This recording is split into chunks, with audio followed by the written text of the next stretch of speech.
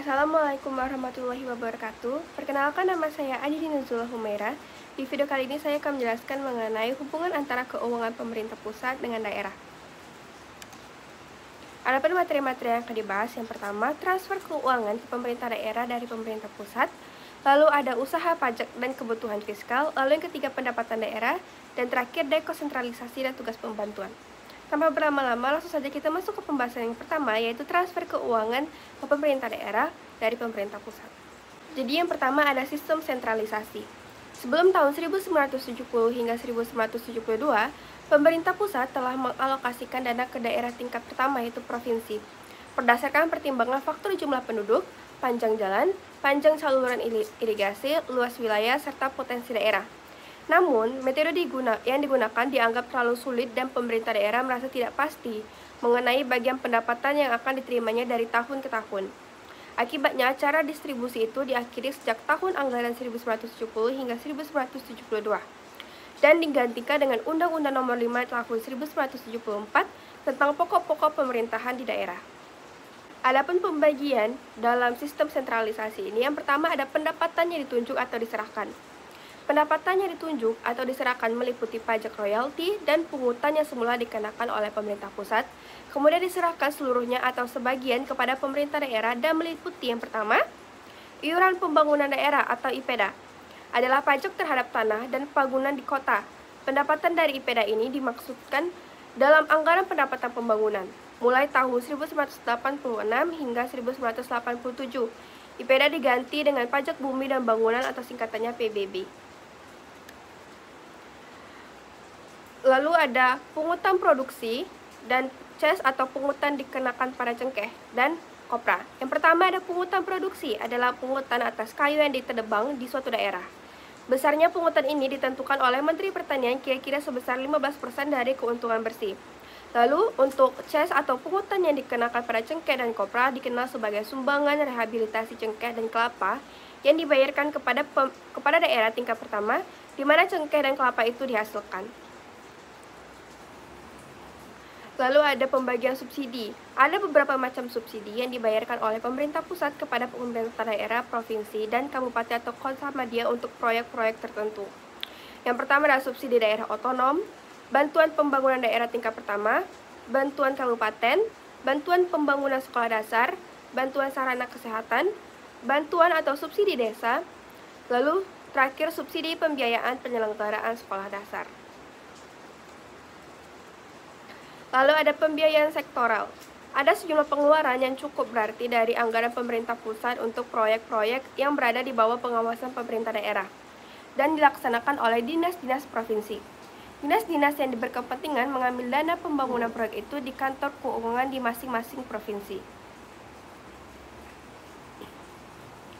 Adapun alokasi utama dari pengeluaran jenis ini adalah yang pertama untuk Departemen Pekerjaan Umum berupa pengeluaran sektoral untuk pembangunan jalan negara maupun jalan provinsi, serta pembiayaan bagi kegiatan-kegiatan operasional dan pemeliharaan irigasi. Lalu yang kedua untuk Departemen Pertanian berupa pengembangan pertanian, perkebunan, perikanan, dan peternakan. Lalu yang terakhir ada pinjaman. Dana pinjaman yang diterima oleh pemerintah daerah terutama sekali berupa instruksi presiden atau Inpres, pasar untuk program perbaikan kampung. Dengan program ini, Bank Rakyat Indonesia memberikan pinjaman yang dijamin oleh pemerintah provinsi, kota madya maupun kabupaten untuk pengembangan toko-toko dan pasar. Karena pemerintah pusat memberi subsidi pembayaran bunga dan dibayar kembali lunas setelah 10 tahun. Jika tadi ada sistem sentralisasi, maka ada sistem desentralisasi. Sistem desentralisasi adalah penyerahan wewenang pemerintahan oleh pemerintah pusat kepada pemerintah daerah untuk mengatur dan mengurus rumah tangganya sendiri dalam sistem negara kesatuan Republik Indonesia.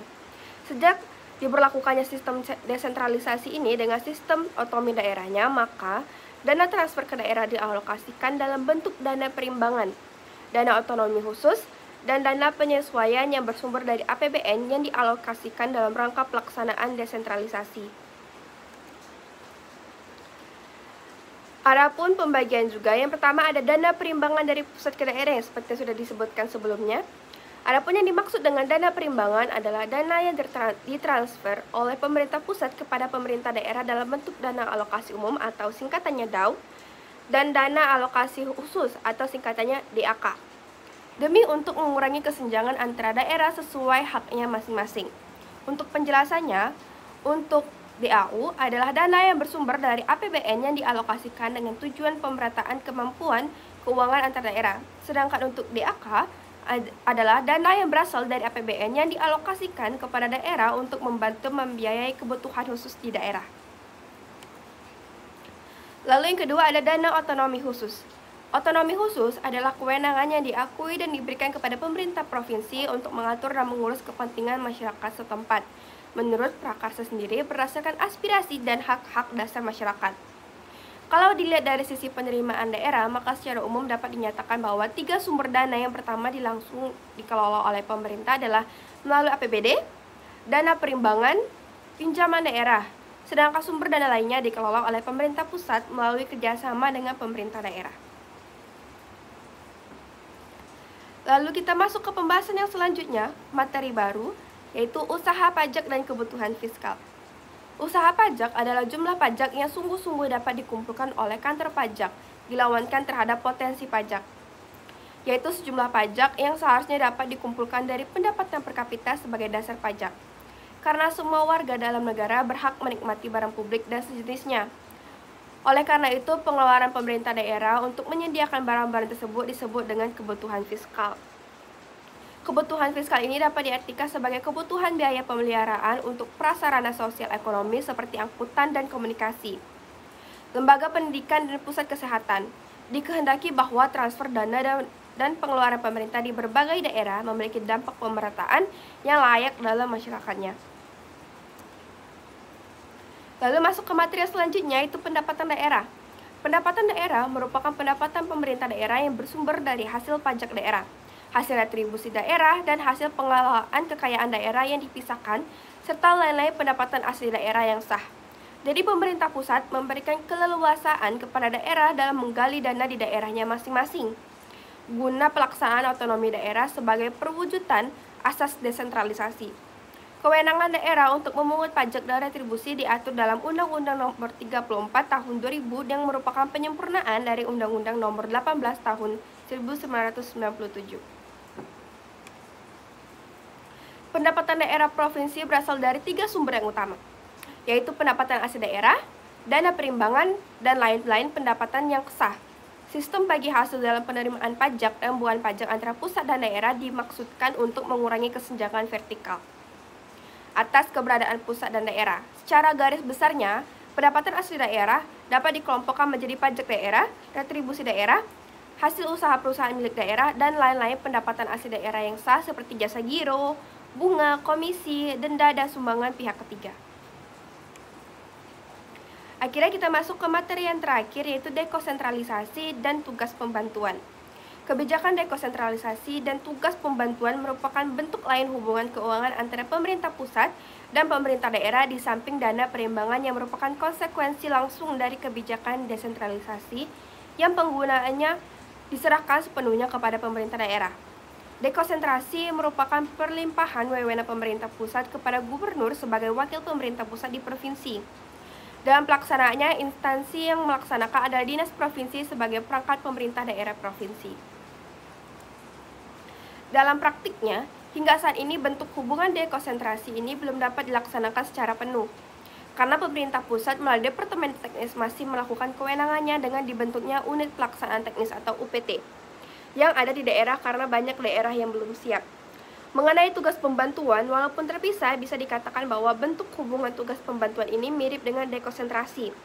Hanya saja yang menjadi sasaran pemerintah pusat adalah Pemda dan desa yang sifatnya bukan pelimpahan kewenangan melainkan penugasan. Dari keempat materi yang sudah disampaikan dan dijelaskan tadi dapat ditarik sebuah kesimpulan bahwa dalam sistem keuangan negara, hubungan keuangan antara pemerintah pusat dan pemerintah daerah dalam kerangka otonomi daerah merupakan satu kesatuan yang tidak dapat dipisahkan. Dalam hal ini, pemerintah pusat dengan berdasarkan kewenangannya melakukan pengalokasian keuangan negara kepada pemerintah daerah, yang kemudian pemerintah daerah diamanatkan untuk melakukan penyelenggaraan otonomi daerah dengan menggunakan APBD. Dalam hal pembangunan daerah, pemerintah pusat tidak dapat mengintervensi pelaksanaan pembangunan daerah. Hal demikian dikarenakan adanya asas pelimpahan kewenangan dalam sistem otonomi daerah.